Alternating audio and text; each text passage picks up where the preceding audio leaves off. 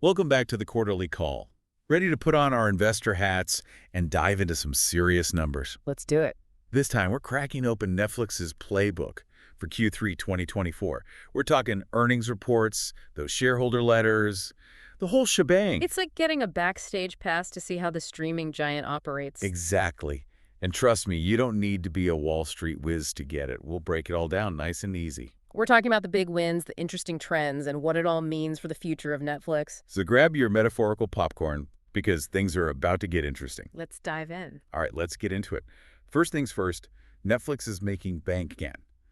Like seriously, their revenue's up 15% year over year. Not too shabby. Not at all, and their operating margin is sitting pretty at 30%. That's a healthy margin right there. It shows they're keeping a close eye on costs while still investing in growth, which is a good sign. It's all about balance. Right. Speaking of things that are working, their Q3 content lineup was on fire. They had some big wins for sure. The Perfect Couple? Nobody wants this. Tokyo Swindlers. They really knocked it out of the park with those. It's like they have their finger on the pulse of what people want to watch. Yeah. They're really strategic about tracking what's resonating with viewers and using that data to shape their content strategy. And it's not just the new stuff. They even highlighted the continued success of shows like Emily in Paris and Cobra Kai. Proving that those Comfort Watch favorites still have major staying power. Right. Sometimes you just need to revisit an old favorite, Mm-hmm.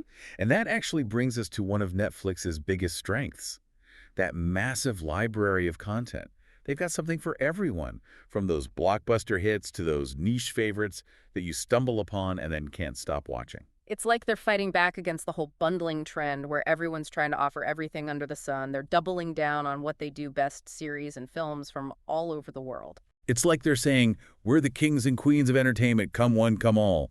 And they're backing it up with some serious confidence. Remember how we talked about their optimistic outlook? Right. Well, they're projecting 15% revenue growth for the whole year. That's huge. And a big part of that confidence comes from their focus on engagement. Engagement is key in the streaming wars. Absolutely. They even said in their letter that they see engagement as the ultimate measure of member happiness. It's not just about getting people to sign up. It's about keeping them hooked. Exactly. It's about creating those can't-miss shows and movies that people want to binge watch. So how exactly do they measure that engagement? What makes a happy Netflix subscriber in their eyes? Well, it all boils down to watch time. How many hours are people spending glued to their screens? How quickly are they hitting that next episode button?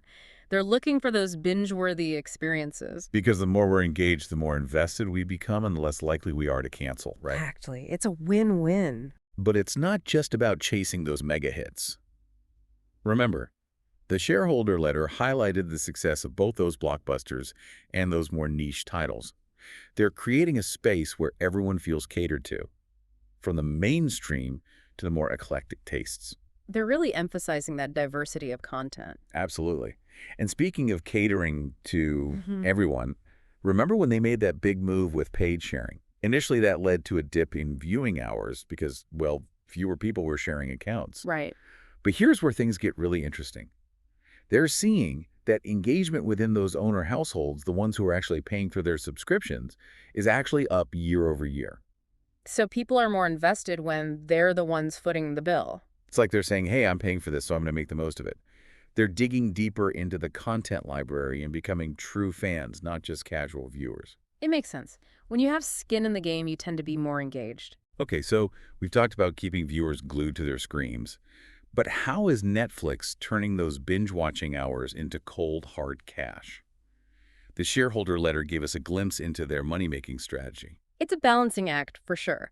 They need to keep those subscription dollars rolling in while also making sure their long-term strategy makes sense. Right, it's about finding that sweet spot. So first up, let's talk pricing. They've been raising prices strategically in certain regions. Yeah, it's been a gradual rollout. A little nudge here, a little nudge there. Yeah. They already made some adjustments in EMEA countries, Japan, and now they're looking at Spain and Italy. It seems very deliberate, like they're analyzing each market carefully to see how much they can adjust prices without freaking people out. It's all about maximizing that revenue without rocking the boat too much. Speaking of shaking things up, remember the basic plan, that super affordable option? They've already phased it out in the US and France, and now it looks like Brazil is next. Interesting. It's like they're gently steering subscribers towards those higher tier plans, either the standard ad-free or the ad-supported option. They're basically saying, hey, we're confident in our content, and we think these plans offer the best value. Now, about those ads. Their ad-supported plan just celebrated its second anniversary. How's it doing?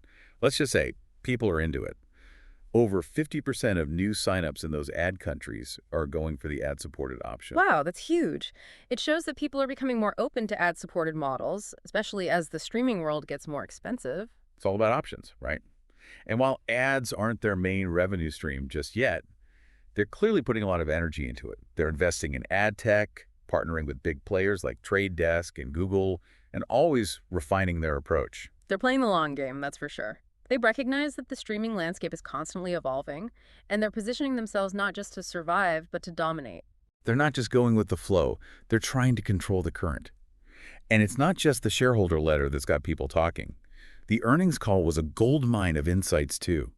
They talked about doubling down on what's working, those must-watch series and films that Netflix is known for. They're all about that steady drumbeat of content, keeping us fed with new seasons of our favorites and those fresh, exciting releases all year round. They're like the friend who always brings the snacks, but instead of chips and dip, it's award-winning shows and movies.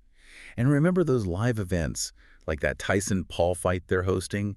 They're not afraid to experiment and try new things. They're constantly innovating, always looking for ways to stand out and captivate audiences. They're not content with just being another face in the crowd. They want to be the life of the party. So to sum it all up, Netflix is killing it. Strong growth, an impressive focus on content, and strategic monetization efforts. They're definitely thinking long-term, prioritizing what their members want in an increasingly competitive market. But here's the big question. Will it be enough to stay on top in the streaming wars? Only time will tell. That's the exciting part, isn't it? Watching it all unfold. Absolutely. And that wraps up our deep dive into Netflix's Q3 performance. Be sure to tune in next time as we continue to decode the business world, one quarterly report at a time.